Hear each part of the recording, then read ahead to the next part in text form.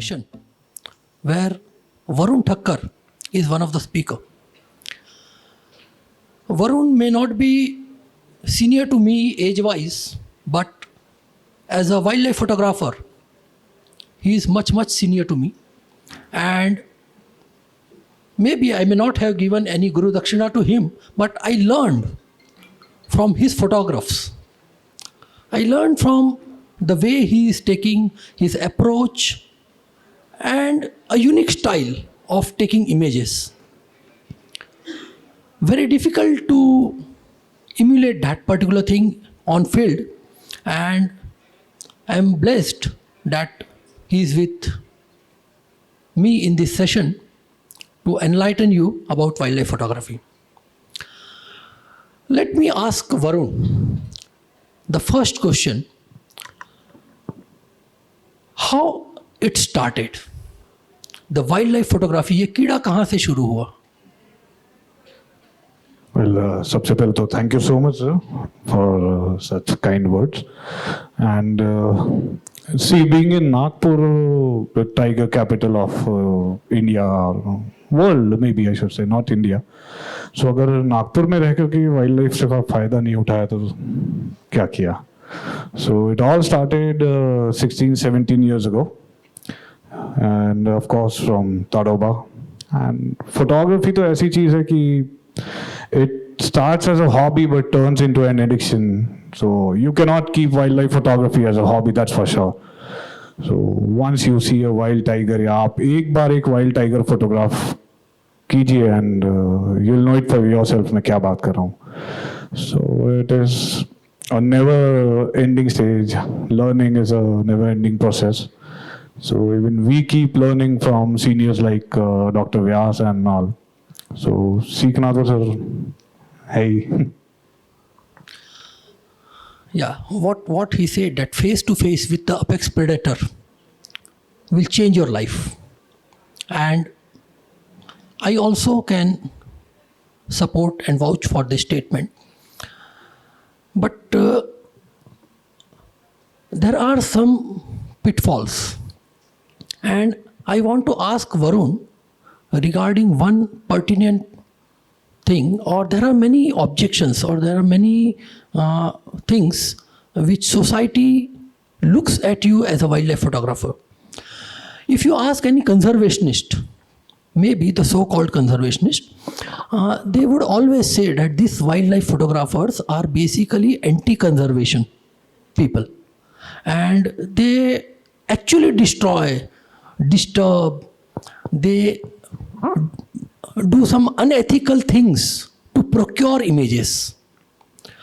So Varun, what, as a wildlife photographer with your experience, what you would say, whether this statement or this objection or this allegation from the society or the so-called society members from the conservation field is true?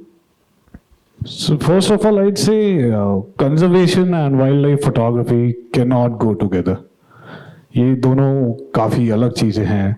So इसलिए when people ask me what have you done for conservation, कि आपकी photography से क्या हो रहा है क्या नहीं, so my usual reply is that because of conservation, because of photography, we have today the national parks of the country, national parks of the world, because in 1960 a photographic survey was done in West America, जिसकी वजह से that was approved in 1972 as a national park, which is Yellowstone National Park. So the first national park of the world in 1872 was approved by the United States Congress, the West Congress, as a national park, and that gave birth to a piece of land in each and every part of the world to be declared as a national park. So that photo survey of 1860 was the base to declare a land called as national parks. So I should say कि ठीक है, allegations तो जो भी लगाते हैं वो ठीक है, but photography की वजह से there have been many advantages to Indian wildlife or world wildlife maybe you can say, कि आज जब हमको पूरे देश में नहीं बल्कि दुनिया में नेशनल पार्क्स मिले, that is because of photography. The base is photography. So I would say ये allegations of course गलत ही हैं. Yes, it is true to some extent that whatever you photograph, you would develop love and affection for that, and eventually you will help in conservation. Photographs, they do or might help in conservation, but the allegation as such is that you as a community never come with a project or never come with some social work on the conservation front. You are basically self-centered. The wildlife photographers are basically self-centered. They are interested in getting a good moment rather than looking at the welfare of that particular subject. I'd absolutely agree with you, but वो कहावत है ना, images speak louder than words. Pictures speak. So I have a couple of images, not much, which will tell you the story for yourself. So one of this image, this is from the Pench Tiger Reserve of Maharashtra, Totlado. This picture is of a tiger reserve, जहाँ पे as a tourist or as a so-called wildlife photographer, we are not allowed to get down off our vehicles. हमें एक सूखा पत्ता उठाना allowed नहीं है, जहाँ पे illegal fishing चला करती थी. This is illegal fishing. You can see the colony of fishermen, and of course the boat and Pench River. And let me tell you, this is not even 5% of what it was.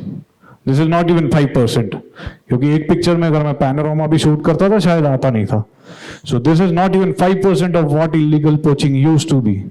I don't know if that officer is present here or not, Mr. Pandurang Pakle.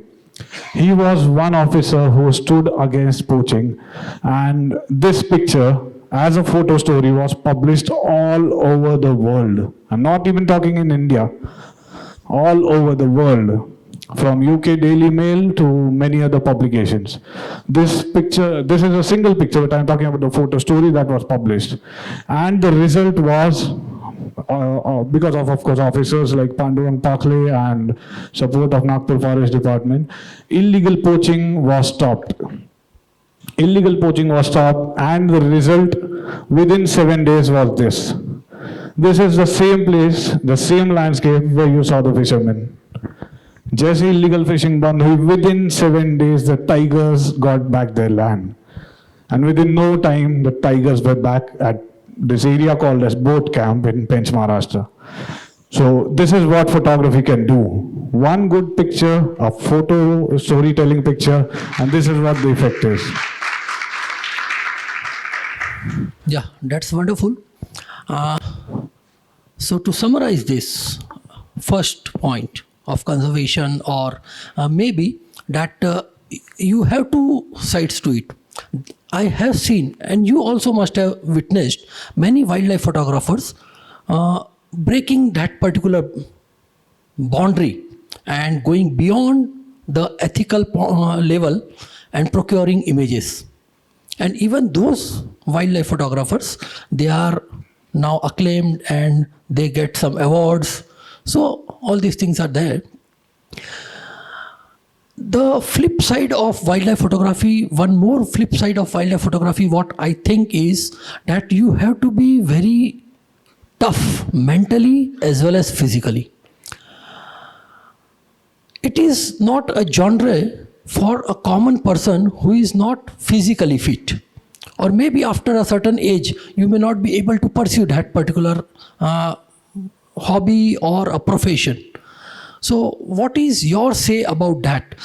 Is it that you must have a solid mental and physical backup? Yes, of course, I would agree to that, because mentally you have to be fit and physical fitness of course matters. But see, wildlife photography is a matter of seconds. Aadha second and it's all over. So you have to be mentally present all the time. And what I believe is think different and be different. And wildlife photography, it's your perspective that matters. It's your perspective that makes you stand out. And if you don't use your brain at the right time, which lens to use, why to use, what do you want to capture, kaise karna, kya karna, that has to be a split second. You don't have more than a second to think. So of course, mental fitness, yes, it matters. Secondly, if we talk about sort of physical fitness, I've been to most of the parks in India, but the toughest I found was the Himalayan region. I've been photographing wildlife in the Western Himalayas and the Eastern Himalayas, from West Bengal to Nepal to North Sikkim to Uttarakhand. And what I found was physical fitness is very, very important when it comes to photography. If you're not physically fit, there's no sense in going there. And yes, of course, if we talk about Central Indian parks and the tiger reserves, यहाँ तो हम gypsy से ही घूमते हैं, so of course it won't matter that much. But if you go to Himalayas once, Himalayas is an addiction and physical fitness is important. For North Sikkim, I had to lose 13 kgs of weight when I went to North Sikkim. I was photographing wildlife there at 18,500 feet in minus 16 degrees and 30% oxygen level. So we had to use the oxygen cylinders there. So वहाँ पे अगर physical fitness and of course mental fitness भी वहाँ matter Do you करता have है. any images to show? Yes, I have. Please. So even I'm sorry if I run off the track, but we're talking about photo stories. So one of this image, this is a picture hardly 60 kilometers from Nagpur. A tiger which fell into a canal, a Gosekhurd canal. Gosekhurd canal की side में जो कुएं होते हैं उसमें. So after this tiger fell, even this photo story was published all over India. And the result of this story was that all the wells surrounding the canal, they were covered or maybe fenced, you can say. And this was 2011, 11 years from now. And in 11 years, not a single incident has been reported. So this is the power of a picture, or maybe conservation photography, I would say. Do you have any photographs to show for of your Himalayan expedition? Yeah, that's where I'm going, Himalayan. So this is my Himalayan journey. This is from the Western Himalayas of Uttarakhand. So photo देख के we all feel like कितना अच्छा लग रहा है, बर्फ है, snow है. But I nearly lost my feet in this trip because of the frostbite. So this was my first ever trip to the Himalayas, and I didn't know कि वहाँ क्या करना है, क्या नहीं. Because of lack of knowledge or lack of experience, I should say, this thing happened with me, and I had to cut short my trip for 2 days and get back to Dehradun and got myself hospitalized. So physical fitness, as I said, yes, it is important. Physical fitness, mental fitness, and knowledge of the place where you are going and आपको क्या shoot करना है वहाँ पे. This was because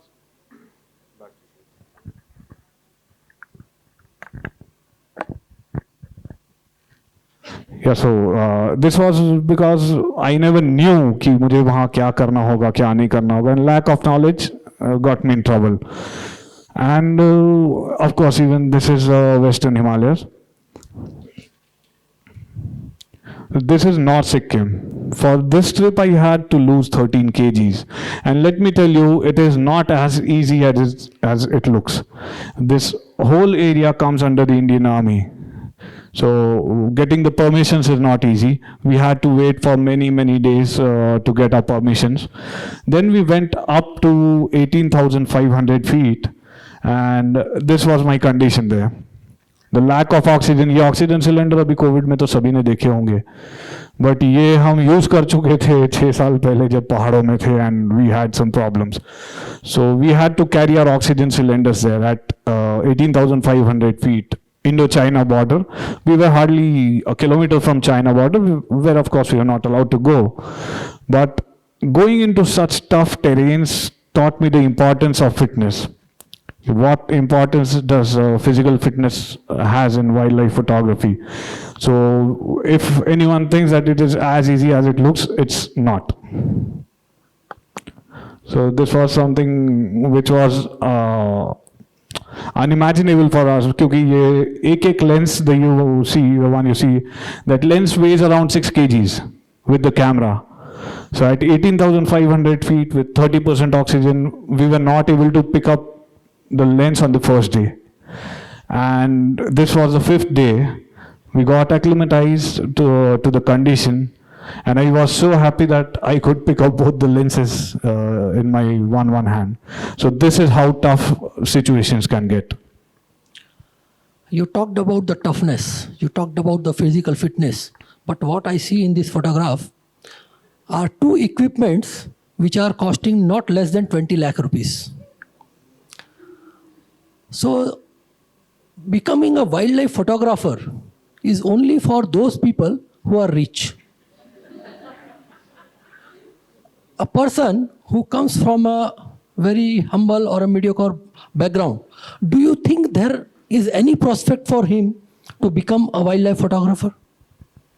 Yes, of course. And आपने जो बोला costly equipments, yes, that is a concern. Of course, that is a concern. But I would not say that it is not meant for someone who cannot afford the equipments. Not at all. Equipments, of course, they matter. They matter after you have reached a certain state, or yes, if your budget allows, go for it. But the best equipment is whatever you use. वो कहावत है ना, दुल्हन वही जो पिया मन भाई. So the same is with photography. Use your equipments, and आपका इतना हाथ उस पे बैठ सकता है कि blindly you can shoot. And equipment matters. I don't say they don't, but I would like to show you some images which have got me some international awards. And I've shot those images by a 1855 kit lens or a mobile phone. So let me just show you those images. So this is from, of course, a 500 mm lens. And 1855. no, these are not the 1855. I'll come back to these images later.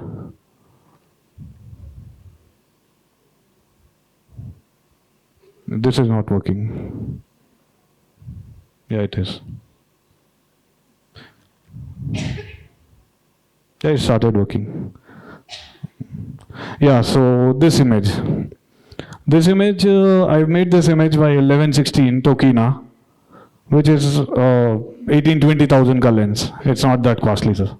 And entry-level DSLR, a Nikon D7000. So I had a 500 mm kept right next to me, a 7200 mm, and a lot of big lenses. But see, as I told you, it's the perspective that matters. As Vyas sir asked me, mental fitness kitna kaam ka hai? So this is where it comes into use.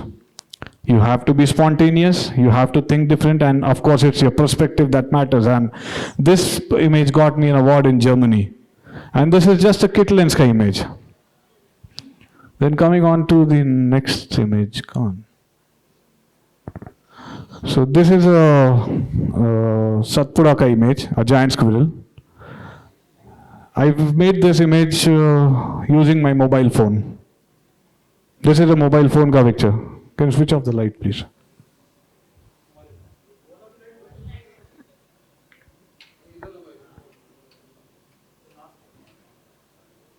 So this is a mobile phone ka picture. And even this got published in many national and international publications.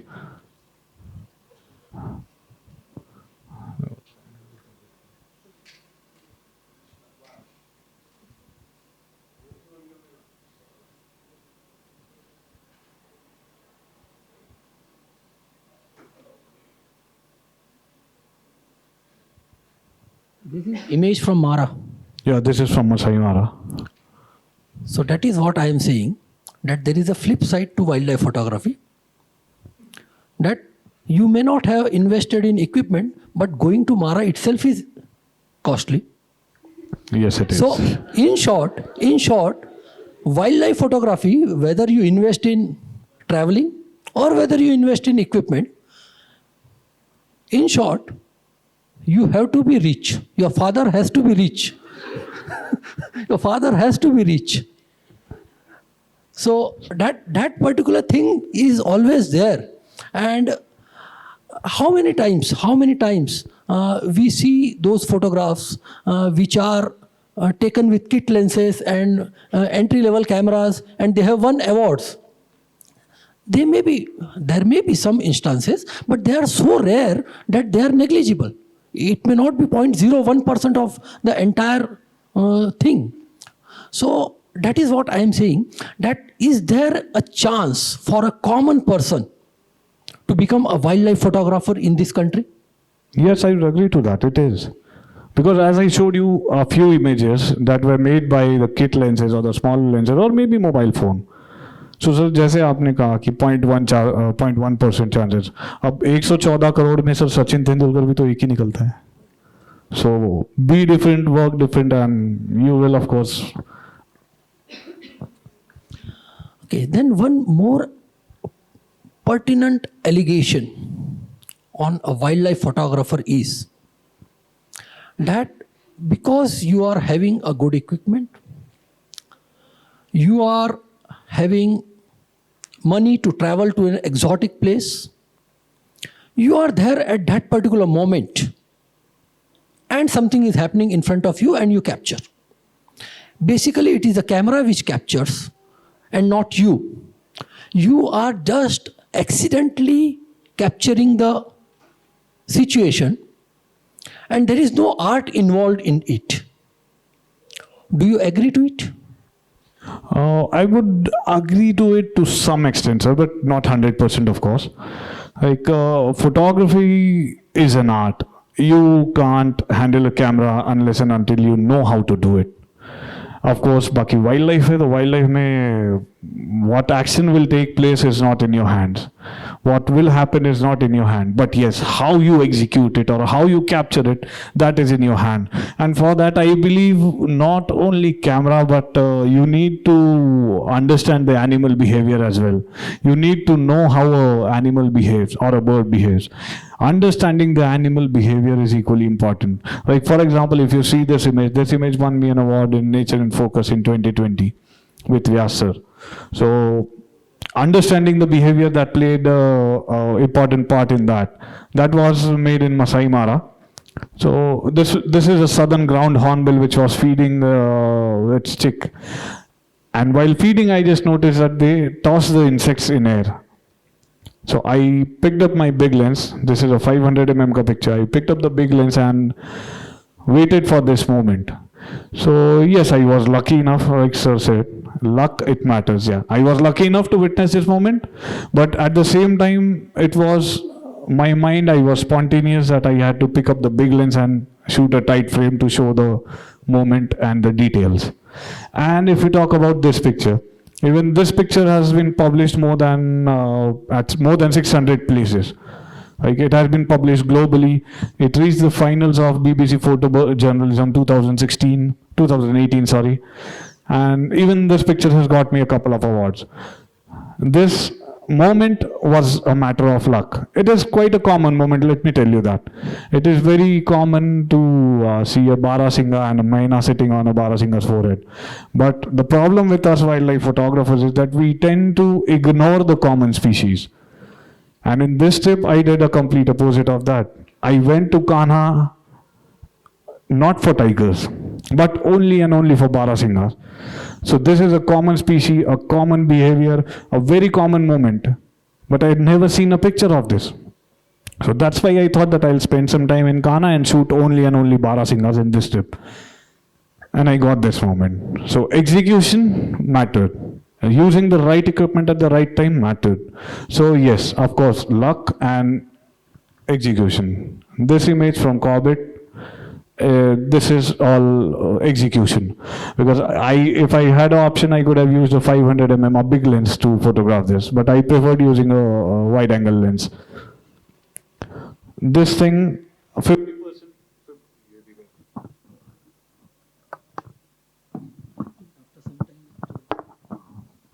Yeah, so even this image is 50% luck and 50% execution. So this, let me tell you this, there are hardly any pictures in world of this moment, because this moment indicates summers in the Himalayan region, the foothills of the Himalayas. When elephants start swimming, even seeing an elephant swimming is a rare sight, by the way. So when elephants start swimming, the fishes start jumping around the elephant, because fishes are used to the stable water. And अगर हाथी जैसी चीज पानी में जाती है तो panic होके the fishes they start jumping. So this indicates the starting of summers in the foothills of the Himalayas. So seeing this thing was luck, but executing this thing was, of course, my my spontaneity. Yes, I do agree. In medicine, in our book, it is written, in diagnosis book, it is written, it is valid here also, that you can't see those things which your mind doesn't know. So you have to pre-visualize the thing, then only you can capture it. I do believe that it's an art, but there are certain instances where your luck also favors you. But remember that luck doesn't come to anyone who is lucky. Luck comes to those person who are prepared. You have to be prepared. If you are not prepared, you can't be lucky. So that is one thing. One more, I think we have 10 minutes, 5 minutes, 10 minutes, 5 minutes. Okay. So a last thing, as if someone wants to become a wildlife photographer, there are many youngsters, and if they want to become a wildlife photographer and they have a limited budget, they are not Varun Thakkar, so they have a limited budget. So what advice you would give to them? How they could start their journey? Because there is a restriction for the travel. Wherever there is a financial restriction, there is a restriction for the travel. At the same time, for the equipment also. So do you have anything to tell the youngsters that this is the way, or this is the roadmap, where if you travel, then it will be easier for you to become a wildlife photographer? See, wildlife, I just tell one thing to everyone. Pick up your equipments and shoot. This is not something which is learned theoretically. You'll have to learn by your mistakes here. I've spoiled many images. I went to Mara, Uttarakhand, and Uttarakhand used to be my hub at the time. Like, I used to go there 4 or 5 times a year. So Uttarakhand was a place where it is quite far from Nagpur, and traveling takes quite a lot of time, and it is quite expensive. So the mistakes I made in Uttarakhand, I started going there since 2011 or 12, maybe 10 years now. So the mistakes I made there, I started learning from it. And I executed the same mistake, same things at Ambazari Lake, Nagpur ka hi hai. And that time I had the basic equipment, so 7300 and a crop body, Nikon ka. So those are not high-end equipments. I learned, of course, I started with the basic entry-level DSLRs and all. So start exploring wildlife near you. We have wildlife in our backyard. Birds, parrots and parakeets and garden lizards. They are wildlife. They are a part of wildlife. Then we have Ambazari Lake and quite a lot of lakes near Nagpur where birding bhi kafi achhi hai. Even I started from those areas. I started from exploring these areas and just went and started photographing. Wahan pe jo galti ki, that made me realize that yes, it is not, of course, that easy. Then I started learning from YouTube. I started watching some other photographers' pictures. And that helped me correct myself in many ways. So आप field में जब जाते हो तो you have to be spontaneous, as I'm saying. I'm using this word frequently because wildlife is all about spontaneity. Even half a second, if you waste even a half a second, you're gone. Everything is finished. So wildlife won't give you time. Like, हमको animal के हिसाब से adapt करना है. Animal won't pose for us. We have to be ready with the right equipment at the right time at the right place. Like just an example, tiger is an animal which sleeps 18 to 20 hours a day. 18 to 20 hours a day. So his 4 hours is equal to our 24 hours. And आप जिस जगह पे tiger को देखना चाहते हो, जिस जगह पे फोटोग्राफ करना चाहते हो, सो जस्ट इमेजिन कि उसके 4 घंटे हमारे 24 घंटे एंड उसी मिनट उसी सेकंड वहां होना, ये कितने महीनों में कितने सालों में एक बार होगा. And what if you spoil that image? इतने सालों का पेशेंस गॉन. Like जो image I showed it to you, the Pench Maharashtra boat camp का image, the tigers जहाँ fishing होती थी. I waited 11 years to see one tiger there. 11 years. And all because of the forest department, the poaching stopped, the tigers came and I saw.